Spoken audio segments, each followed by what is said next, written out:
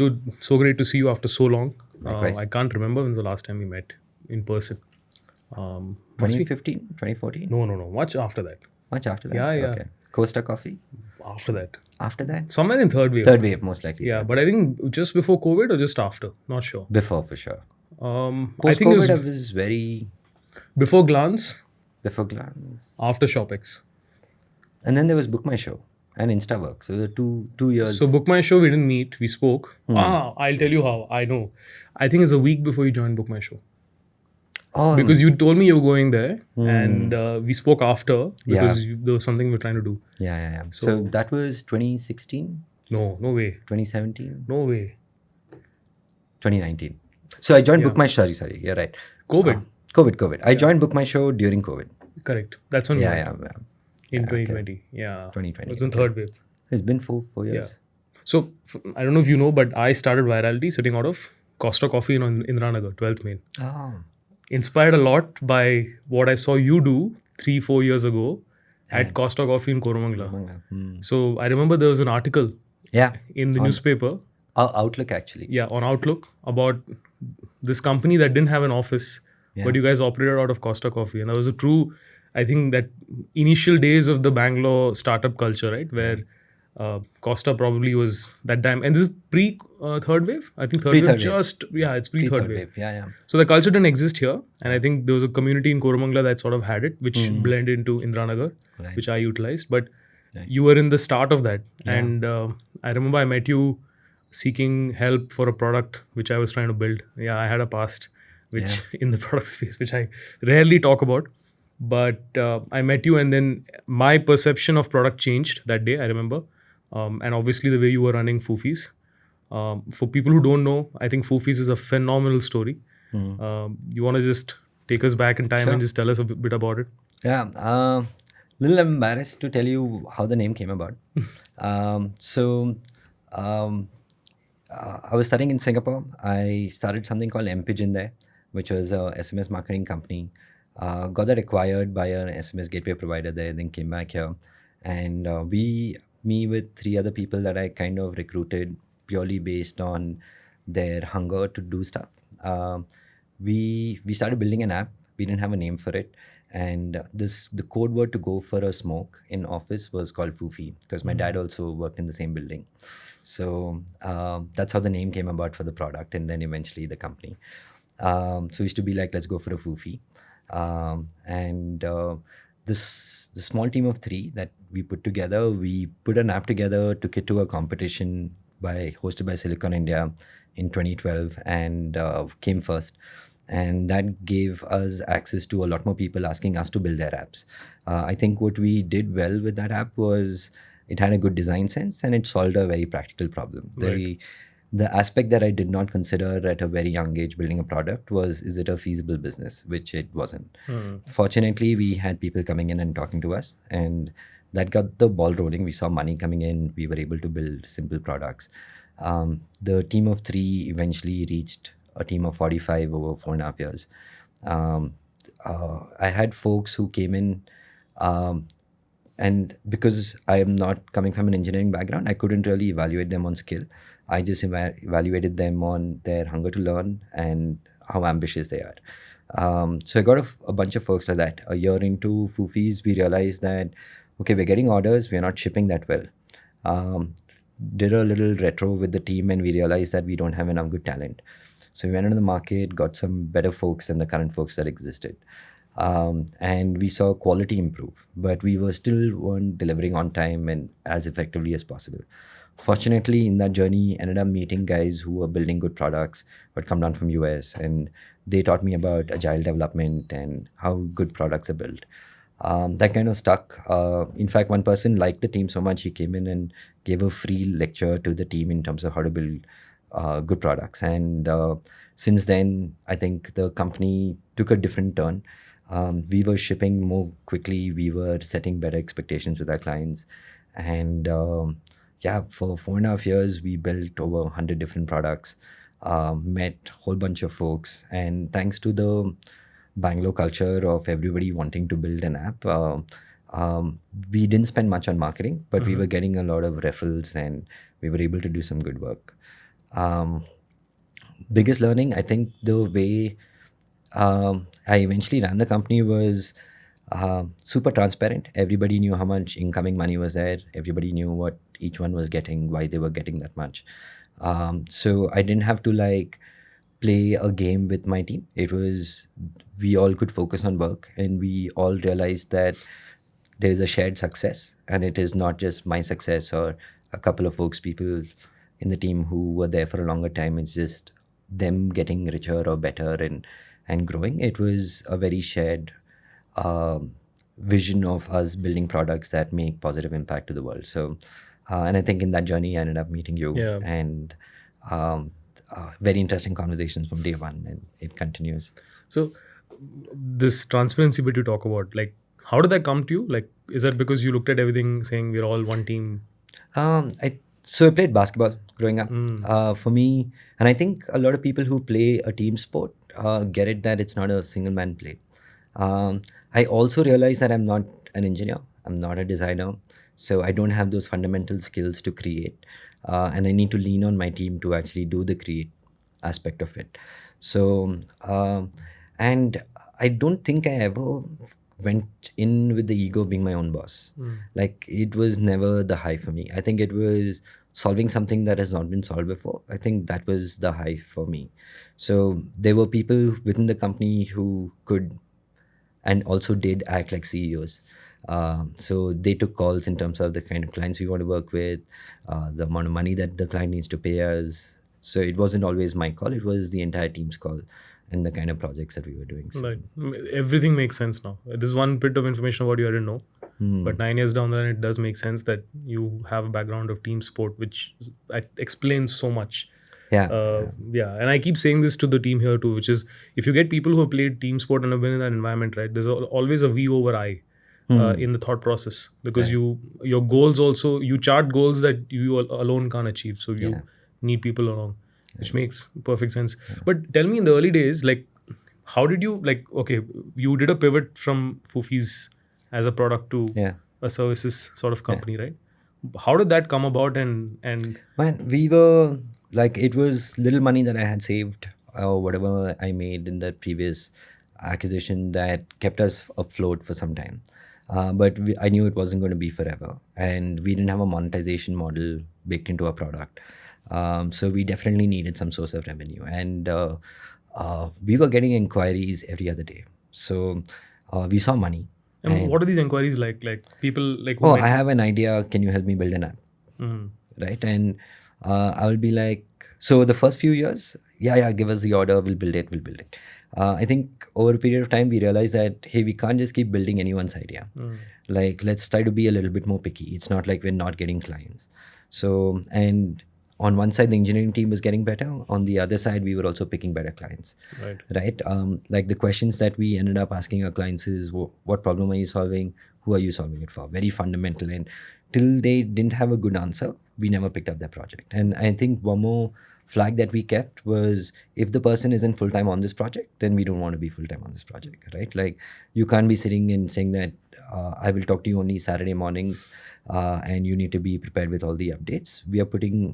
We never charged as much, right? So we were putting our skin in the game. Like, we picked up a product that we thought is creating value.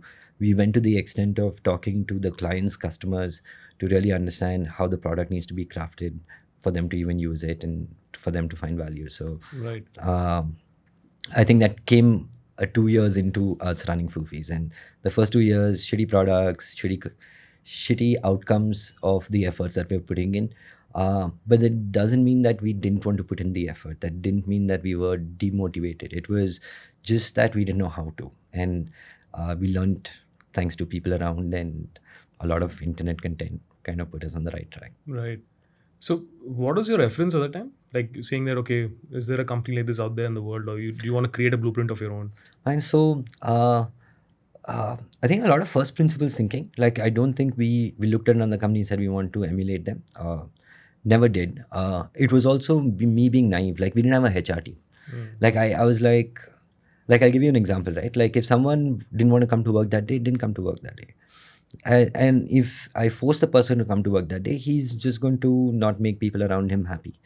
right? Or he's sick and I'm forcing somebody to work when they're sick. So I think the way we operated, not just me, even the key folks within the company, is share the vision, get the person motivated, and make the person should work automatically, right? And those are also the kind of people that we ended up hiring, like people who want to do a lot more work. So HR, like when I moved to my first company, I was like, wow, it's a whole division and HR, and oh wow, they have policies. So like all of this was unknown, right? Like we had people who come in, have a very honest conversation. I tell them about the company, the state we are, where we want to be 3 months from now, a year from now. And if they bought into the vision, they started working with us. I think what made us slightly more mature is when we had, all of us were like 25 and younger. There was a lady who joined us who was in her late 30s.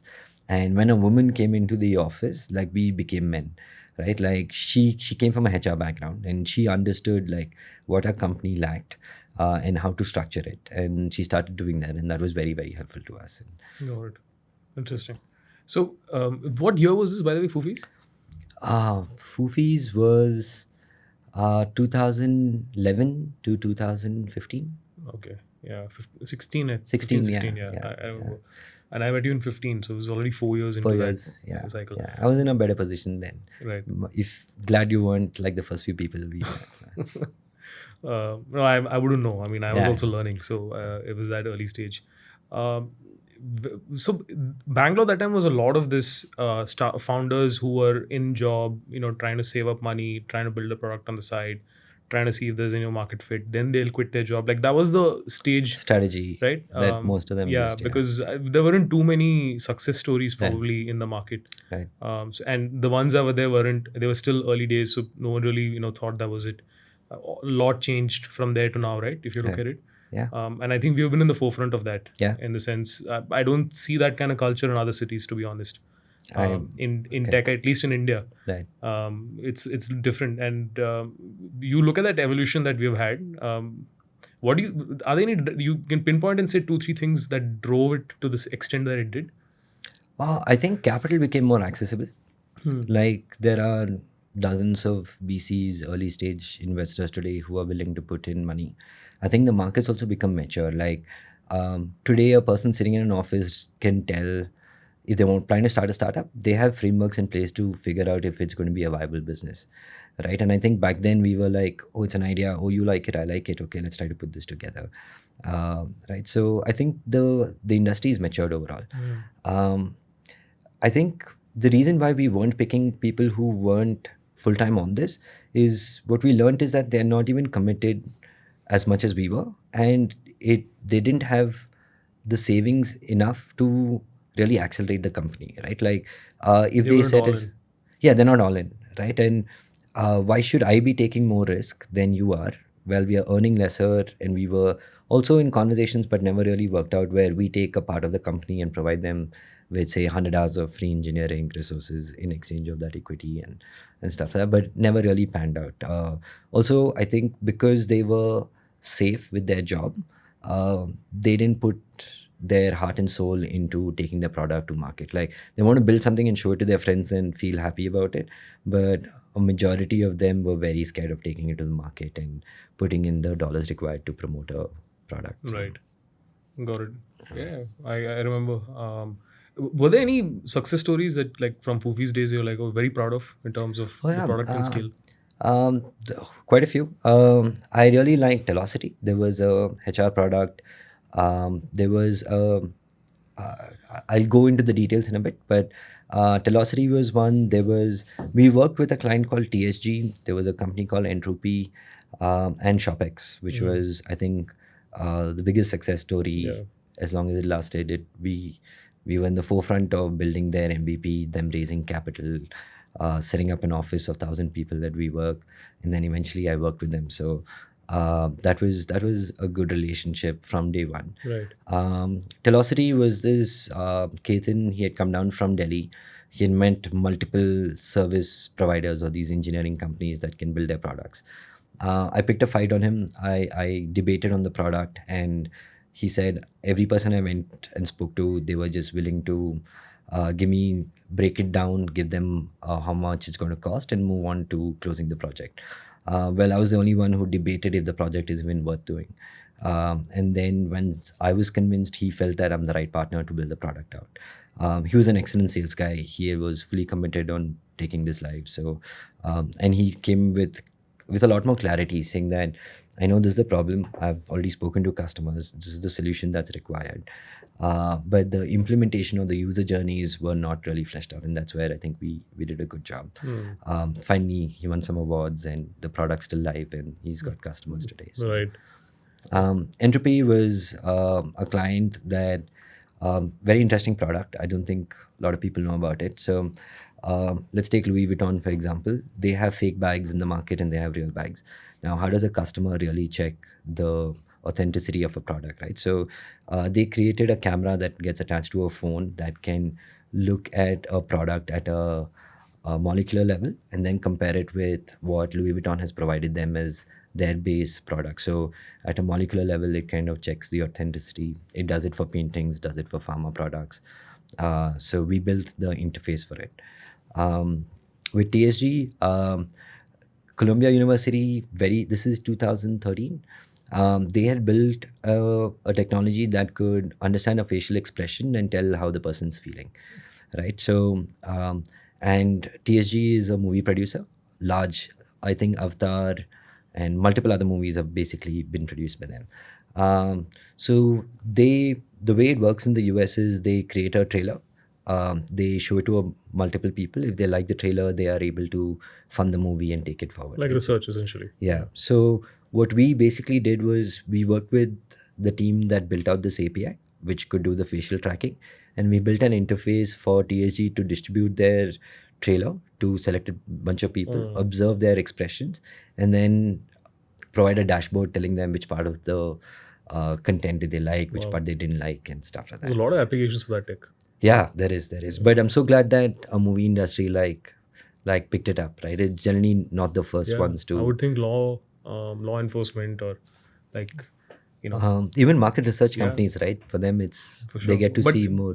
I'm assuming there's more of that similar tech out there. Yeah. I think there was an Indian company that put like this helmet onto your head that checked your brain waves while they made you interact with the product. Okay. Both physical and this thing. Any idea which one? Don't remember. Terrible with names. But I will. Yeah. Right. Got it. Dude, I met you with like a hungry person who really wanted to build something. I know you were very inclined in the sports space. Yeah. What's the journey been since then? Like, so I went to that consulting. So I had that sports startup, if you remember, right? Yeah. So those guys wanted to acquire it, and then they had a client who wanted to basically acquire it. So they were mediating it. There's that consulting firm which I eventually went to after. So that deal happened. I went there. I stayed there for like transition for 6 months, but then I ended up liking what they were doing, which is they were playing rainmakers to startups, and there were a lot of international clients, which at that time I felt would have accelerated my growth. Right. So I sort of spent time with them.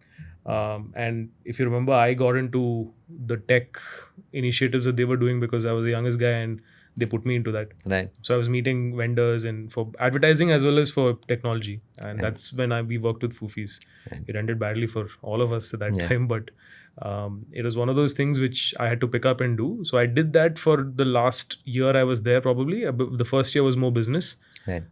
Towards the end of it, I mean, I knew that tech was not my forte. I believed I could use tech if someone built it for purpose of doing whatever I wanted to do from business or marketing perspective. But then I enjoyed the marketing side of it, and I felt that was a way to accelerate learnings and grow. Right. And I was in that phase at that time where I just wanted to learn. Yeah. At least that was my motivation.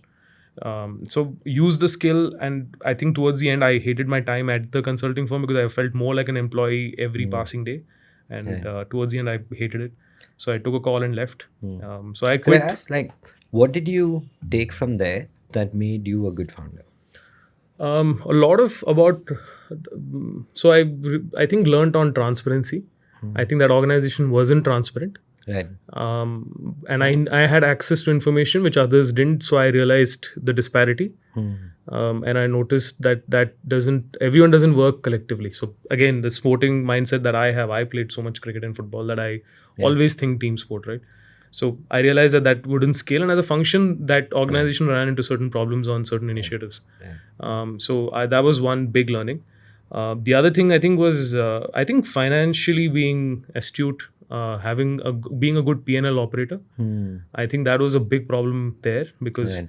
when you get funded for certain projects, Yeah. you have to have a financial controller behind things, unless your ability or your skill is to keep raising rounds, Right. which I don't think was there, and I saw. So Yeah. I'm actually very scared of raising capital as a function of what I saw there when I was very young. I was 24, 23, 24 when I was there actually. Right. So I was very, very like scarred by the events of financial mismanagement. So I'm very particular about the P&L, like Right. solid about it. That's, I think, something I wasn't good at. Right. Right. And for me, it was got to make sure that everyone gets paid on time. Was like, It starts that way. yeah. So even for me, while I was all of that, you still don't know till you don't know. I mean, till you start doing it, right? So early days, even for me, it was just draw a line in a book and say the ins and the outs, literally as much as that. But like ensuring that you are able to keep that. Then you start learning other things. Like I would go to the CA every month after starting Virality, where we would reconcile the books, because believe it or not, for the first 2 years, I ran the book, the entire company's Bicep. on Excel sheets, like on nothing else. Right. Because I'd learned Excel sheets a year ago, by the way. Just Okay. full disclosure. So I used to go to the CA and she's like, "Oh, you got to do TDS." I'm like, "What's that?" So you learn. She's like, "You got to calculate GST." I'm like, "What's that?" And then you learn. Then there are some 100 other taxes which you don't know about, statutory expenses. But because I was bootstrapped, I did everything myself. Right. First 18 months, I was finance, HR, everything. So I learned so much more. Yeah. And then you start to evolve from there. So then now it's easy. So now even when I hire people in finance or other departments, because I've done it, I have a very strong grip on it. And in our line of work, it's not that dynamic, right? It's a one-time learning. 6 months will actually teach you. After that, it's just a rinse and repeat. So yeah, so finance was one. I learned that. Apart from that, I think remaining, I think it's the things I didn't learn, which is good. I think what I really learned is how to manage clients. So especially when you have foreign clients, my experience was the Southeast Asians are culturally of a certain type. They're very different. Right. Americans are extremely relaxed. Right. We had some clients from Scandinavia who were a mix, but they were nice too. I think they were a little You found serious. Americans relaxed? I think they're sticklers for what you agree on. Everything else, I think, is kind of, I know they know how to break an ice. They're more empathetic. Yeah. They understand life, and life can come in the way. But my experience is, you're right. Like, They're ruthless. Stickler. Yeah. Because Once you're agreed and committed to something, then both I think they expect us to stand up for our commitment, and they do the same for us. they're very pragmatic, Yeah. I would say. And I think they separate emotion from work. Yeah. Which I learned from certain experiences, but they also, like you said, they're very especially if it's somebody who's done business. And I think, to be honest, all the clients I dealt with nobody was below the age of 40. Some were really old. Like I had one particular client, and he was, I think, 70 at that time. He was leading a group, and man, I still remember he came down, and we were supposed to introduce him to a particular client here. The client canceled a couple of meetings, but finally made it. So on one of the days, just sitting with them for drinks, and he gave me an entire character description of this guy, having never met him and just interacted with him on emails, to the point where he would be like, okay, so he just asked me, tell me something about him that I don't know. How old is he? What's his family background? And how did he get into business? So I just gave him those three, and he painted an entire character persona around it. Was it accurate? Yeah, it was dead accurate. He said he comes from a family business, hence there are too many decision makers, hence his hands must be tied, because in a family run business you take, and then decision making is slow. So he's preparing himself. He's like, I might have to come to India again. Oh, wow. Because this meeting will not yield the decision, which will just be so he was calculative, and he gave and I was like, my God, I mean, to that level of clarity, if you did. And I remember I was in the meeting and I'm just laughing, I'm amused, right? Because the way he was so accurate. So I think I've met different people like that. Is that a skill that you think you're getting better at? Like judging, evaluating situations? Somebody with very little interaction. Yeah. Do you think it's also stereotyping people at a certain point? Yes and no. I think I think stereotypes to an extent, somewhere like 15-20% is true, because it's a outcome of society, right? Right. You tend to hang with certain kind of people, so you come from certain community. Now, how much will communities change in 20-30 years? Yeah. Not as much. Yeah.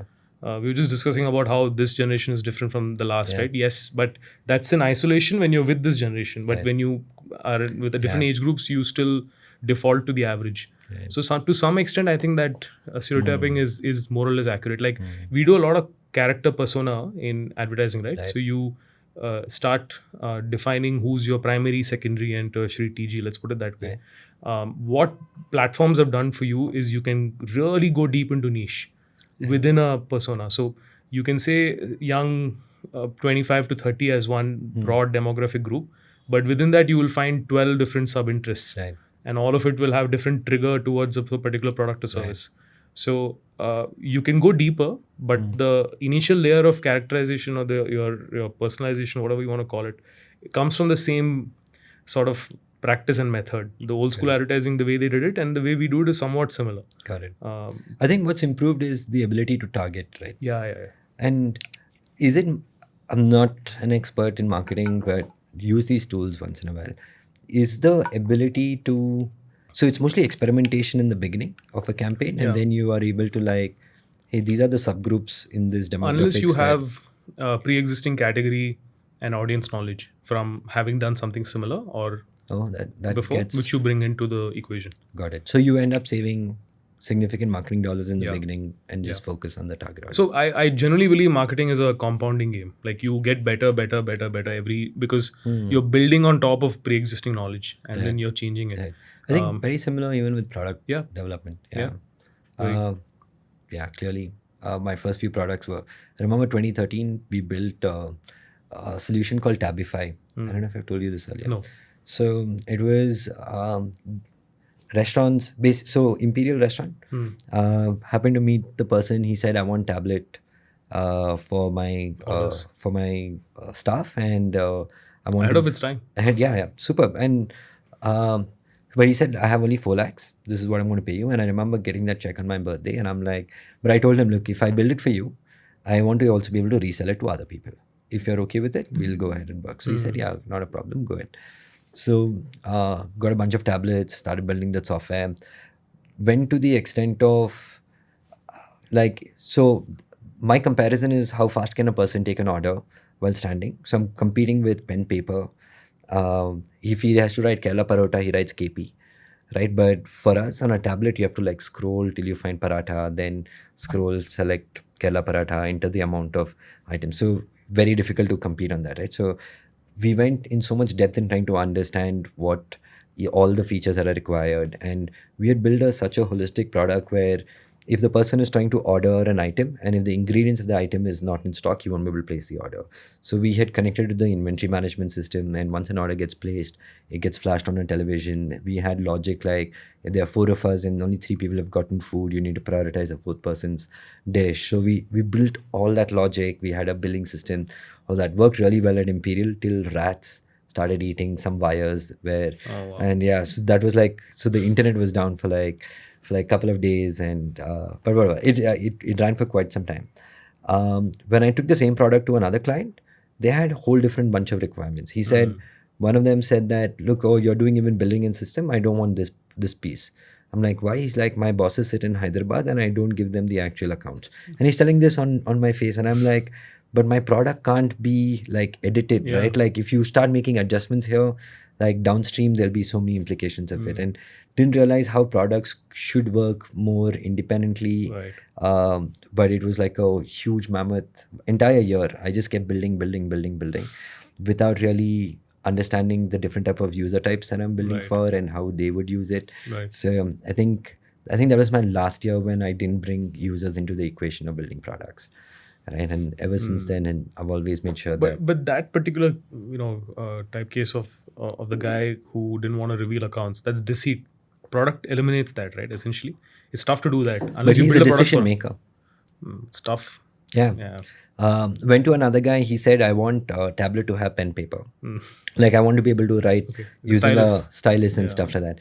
And the tablets that we had procured in bulk from HCL long back you could barely like touch and make sure it got the right input in. So I didn't get that project. So what I'd learned was like every client has their own perception. So how do you build a platform then that can service different, right? Like, and mine was like, here is what you can use it, yes or no, right? And product should have the ability to be flexible to like serve an audience and a larger audience. Yeah. And But this is a problem for everybody trying to solve problems for the first time. Like, be it an entrepreneur, be an advertiser, product manager. Yeah. This is the early stage of career. But I think you just have to keep doing it. That's Yeah. the only way to figure it out and make it work. Yeah. And this is what when people ask me, oh, how do you do it? I'm like, just keep doing it. That's Yeah. the only way. That's Yeah. the only answer. I think we both are sitting here today only because we never gave up. Yeah, 100%. Yeah, especially you. Like, I became an employee, but you didn't. And I think the first year is going to be hard. Second year is going to be harder because you're going to see a little bit of success, For sure. and then it's going to be taken away. And then you're going to realize, am I doing the right thing? But if you just stick in the game and play the game long enough, Yeah, 100%. Exactly. There was someone who started with us. He came down a couple of months ago, and I just met him. In fact, I was shooting another podcast. I finished, and he was out there. I met him. So he's now with More Engage. I think he's moved to product side and doing some brand and marketing there. So he was like, "Oh, dude." So we're just catching up. Like, "Oh, where's this guy? Where's the other guy? You know, who all worked with us." So and then he said, "You're the only one who's doing what you wanted to do." I said, "Yeah, but I didn't have a choice." Also, I told him, if you do the same thing long enough, before you know it, is big. Yeah. So I think life is generally a compounding game, especially in our society, because validation plays such a big role. And trust is super critical, Yeah. right? Like, if I know a person has done it for 4 years, I've gotten 3 references of this person, I've seen their work around, I appreciate their work. Yeah. And Correct. Yeah. So it just starts compounding. Yeah, true. So just going back to that question you asked me on the stereotypes and judging. Yeah, So I think that's fundamental so I think this is how I started to think of entrepreneurship now. I think it's a function of compounded good decisions, right? Yeah. And I think that ability to make good decisions get better. But at times you also have to make bad decisions for you to know that what's the variability between good and bad. Yeah. So when it comes to product development, right, it's a lot about decision making, right? Yeah. Like, should we do this now? Should we do this later? Is this feature even required? What is going to be the implication or second order thinking of actually adding a feature? Because then there's maintenance and you need engineers constantly working on it. So, but what I've learned is, like, we never know if the decision is right or wrong till you see the outcome of it, right? I think by making a lot of bad decisions and making a lot of good decisions over a period of time in a particular field, you get a nag of realizing when it's going to go wrong or how it could possibly go wrong. So you take a decision and then you put these safeguard around that decision to make sure that it can see the outcome that was intended to.